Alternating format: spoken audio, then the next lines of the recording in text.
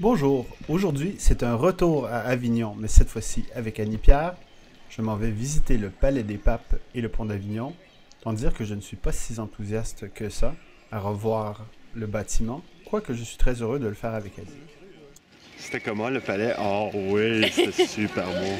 C'est vraiment beau. L'entrée ne manque pas de me surprendre par contre à chaque fois.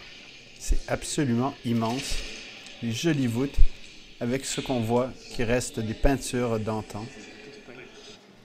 Il faut dire que la cour intérieure aussi impressionne. Le bruit que vous entendez, c'est l'audioguide qui sonne car il doit être remis à la sortie du musée. C'est par ici que commence notre visite du cloître et des salles. Tout cela m'est étrangement familier. Après tout, ça ne fait que 5 jours que j'ai visité celui-là. D'ailleurs, je me prépare à faire quelque chose d'interdit. Je vais filmer l'intérieur de cette salle à la dérobée. Apparemment, ils ont tous les droits sur les images et je n'ai donc pas théoriquement le droit de publier ceci. Mais comme vous ne reproduirez pas ces œuvres, me fait plaisir de vous les présenter, ainsi que le reste des salles attenantes et que j'avais déjà visitées.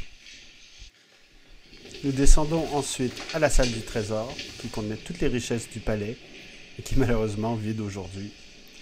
Puis nous sortons, et je suis heureux de la visite, avant qu'un garde ne m'avise que ce n'est pas la fin de la visite, et qu'il faut suivre la pancarte. Je monte donc à l'étage incrédule. Voilà pourquoi la visite m'avait pris si peu de temps. Je commence à être excité à la possibilité de toutes ces pièces que je n'ai pas vues, y compris la chambre du pape. Je trouvais cela aussi un petit peu particulier. Voici la première grande salle dans laquelle nous entrons. C'est ici qu'a lieu le conclave où sont élus les nouveaux papes. Pendant qu'Annie-Pierre écoute son audioguide, j'en profite pour regarder par la fenêtre. Puis nous pénétrons dans la cuisine. Regardez ce magnifique puits de cuisson. C'est assez haut, je crois. Il y a beaucoup de choses à voir. Nous ne prenons pas le temps de tout lire ou de tout écouter. D'ailleurs, nous allons être en retard pour le repas du midi. Et me voici encore à enfreindre les règles en filmant le début de cette salle alors qu'un garde de sécurité m'attend de l'autre côté de l'entrée. Le danger passé, je ressors la caméra et puis vous montrer ces quelques images, jolies fresques. Puis, nous descendons dans la nécropole. C'est le tableau des papes qui ont élu résidence ici et quelques-uns de leurs tombeaux.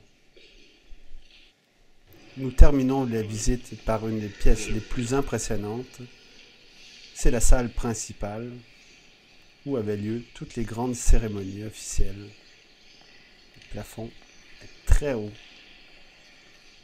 C'est fort impressionnant. Puis, nous montons jusqu'au toit afin d'avoir une vue panoramique des environs. Le jour est incertain, comme vous le voyez, mais la température tient toujours et nous n'avons pas eu de pluie encore. Je me réjouis finalement d'avoir eu la chance de revisiter le Palais des Papes, car je peux enfin admirer cette splendide vue et cette ville. Tout droit, le pont d'Avignon et au loin, je ne sais quel château.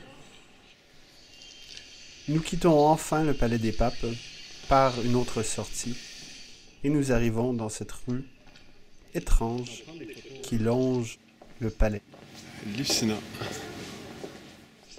Bon, finalement, comme il nous reste encore une quinzaine de minutes, nous en profitons pour aller jusqu'à la place de l'Hôtel de Ville où se tient le marché de Noël. Même en ce 27 décembre, le marché est encore fort occupé. Les congés semblent se prolonger jusqu'au 5 décembre en France. Bon, nous sortons de table du restaurant et nous devons nous dépêcher afin de visiter le pont d'Avignon, ne pas trop faire attendre les parents. Nous voici enfin devant le pont n'est pas très joli avec toutes ces voitures qui passent. Et on ne voit que 4 de ces 22 arches originales. La cour intérieure est déjà bien plus intéressante. Et une fois monté sur la passerelle, je me sens excité à nouveau de visiter le pont d'Avignon. C'est pour une ridicule chanson. Sur le pont d'Avignon, on y danse, on y danse. C'est quand même mieux d'y aller en amoureux que tout seul. Nous descendons les marches, car il y a un endroit intéressant. Au ras de l'eau, nous pouvons admirer le Rhône. Il y a bien moins de gens que dans le Palais des Papes. Nous nous rendons jusqu'au bout du pont. C'est vrai, je pense qu'ils n'ont jamais fait. Attends qu'on danse, hein. Oh no. Oh yeah! Oh no.